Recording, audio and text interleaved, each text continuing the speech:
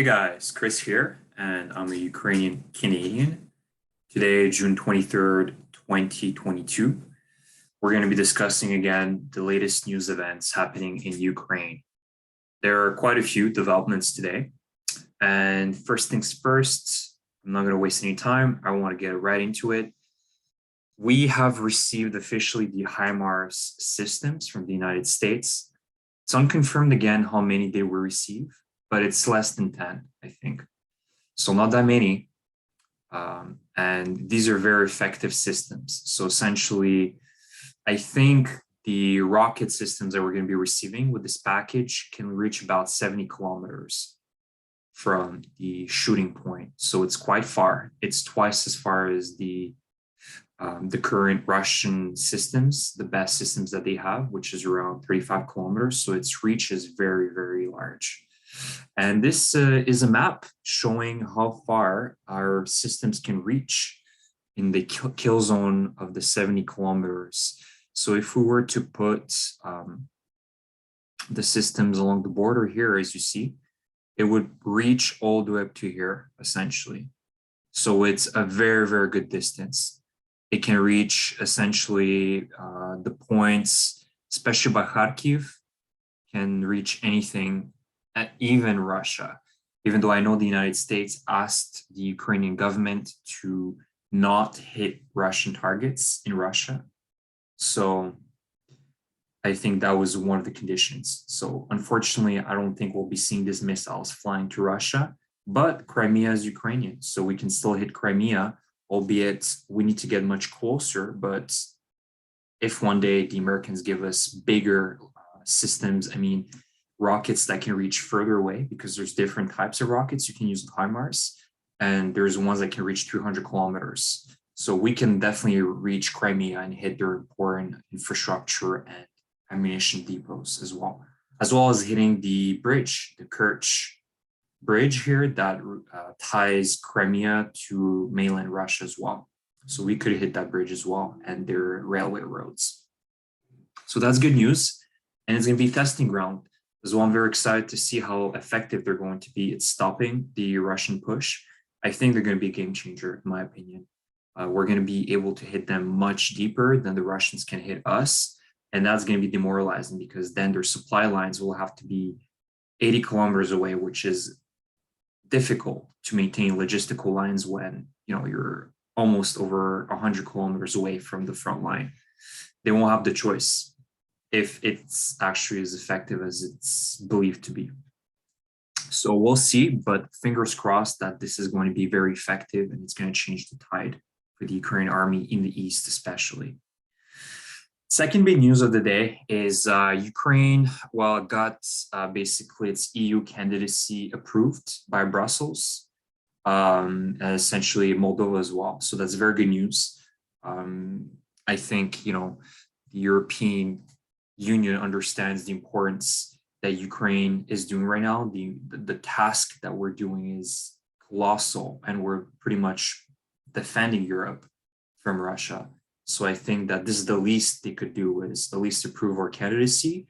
And this is a long process. This doesn't mean that Ukraine is going to be within the European Union within, a couple months. It's a long process, but at least it's a first step towards recognizing Ukraine as a European country, a country that is a democratic country and deserves respect from Europe as well. So also good news. Additionally, there are some pictures of yesterday. If you guys watched my video yesterday, we were talking about the UAV that hit, apparently, allegedly, a Ukrainian UAV that hit the oil refinery in Rostov, in Novoshakhtinsk. And apparently it's claimed to be Ukrainian UAV, but nobody could really figure out what type it was. And there's a few pictures that seem to confirm, and here we can look at it, that this is a picture that was posted by somebody on Reddit, that this is a drone from Alibaba, actually. And it did look like this drone, as you see here.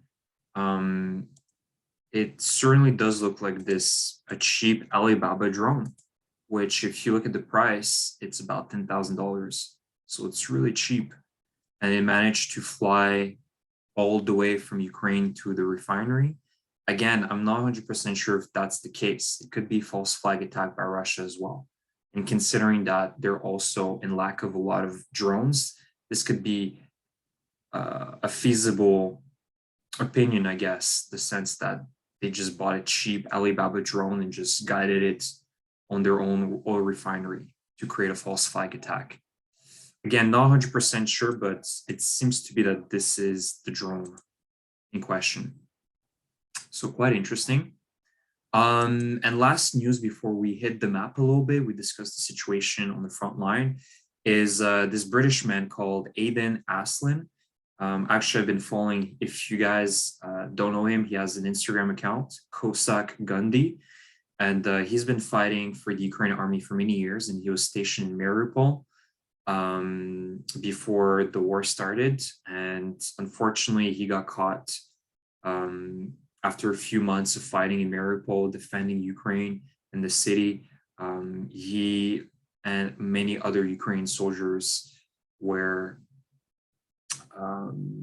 essentially threw the flag, and they were captured as prisoners of war. And of course, Russia saw an opportunity here because he is of British nationality, although he is now Ukrainian, so he's part of the Ukraine military.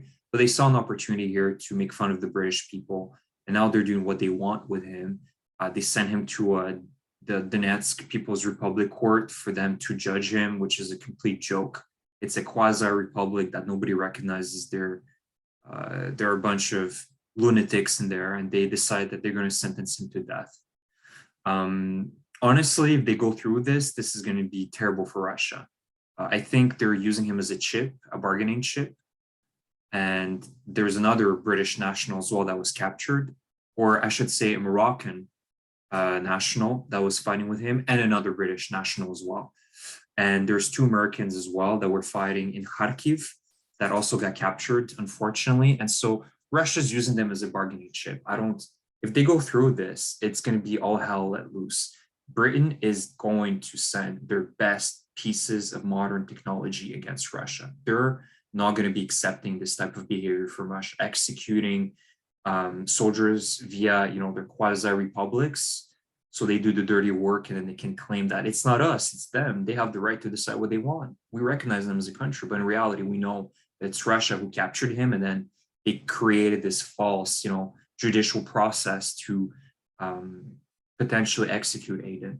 And so I think that personally, they're just trying to scare the West. And if they go ahead with this execution, you can bet that Britain is not going to just take that lightly, and they're going to counter with much heavier support of the Ukrainian armed forces. And we're talking probably about much more ammunition coming through, much more modern weapons and artillery systems, because that's pretty much, killing your own people, witnessing the death of your own people. And the brutal execution style is not what British people want to see. So we'll see what Russia decides, what Putin decides, because it's him who will decide the fate of these people. But, I don't think it's time to panic. I think we need to keep our heads cool. Whatever Russia says and their quasi-republics, we need to take it with a grain of salt. Again, they're threatening. They've also been threatening the entire world by nuking Europe and the United States, and a bunch of ridiculous statements that they've been making the last few weeks. And we have to just continue doing what we're doing, calling their bluffs.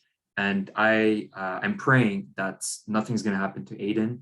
He was a brilliant, courageous man, and of course he's going to be afraid. He apparently called his family saying that most likely there will be an execution. And in this case, of course your reaction will be like that. And all the best to Aiden. And I'm praying that this is not going to be the path that Russia will go ahead with, because this is going to be brutal for them as well. And I think they realize the consequences by going ahead with this decision. Okay. Last development is the Severodonetsk front.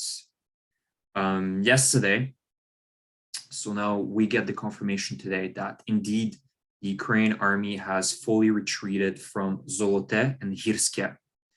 And this is very good news. There was no point in holding this town, these two towns, or this front. The Russians, if you remember, we're looking at the past map. Yeah, let's look at the previous advancements. Well, actually, they've advanced a little bit, but yesterday we were still sort of controlling this area, but we decided to pull out, which gave the opportunity, obviously, to the Russians to grab these two towns. And they've pushed a little bit more. And their main goal right now is to push through this road and also cut us off from this main road here that goes to Lysychansk. And pretty much create an encirclement from Bilohorivka and Hirske. So create an entrapment here. It's going to be difficult for the Russians. It took him weeks to even create this pincer, this encirclement here. So for them to, we know how crucial it is to protect this. Like there's no going back here. And I'm very, very hopeful that these HIMARS systems are going to be effective to hit the Russians that probably, we see that they have bases here and they have positioning here, so we can hit them very deep, even from, Kramatorsk or Pokrovsk, so we can hit them in the rear. And so, their logistical lines are going to be shut and they won't be able to push as much anymore. And as well with Severodonetsk, in order for them to be pushing, they need to constantly supply ammunition, weapons, fuel, food, and all of this needs to be very close. They're not, stationed around, really, really far away by Starobilsk or whatever. They need to have all these supplies very close to Severodonetsk. So if our HIMARS systems can hit them where, they're most concentrated, and I think we have good intelligence, this is going to be a game changer. The Russians won't be able to push as much, and we're going to be able to maintain our lines and eventually counterattack within a few weeks when we get more men trained, more supplies. Then we'll be able to push further. So that's that, guys. This is the development for June 23rd, 2022 today.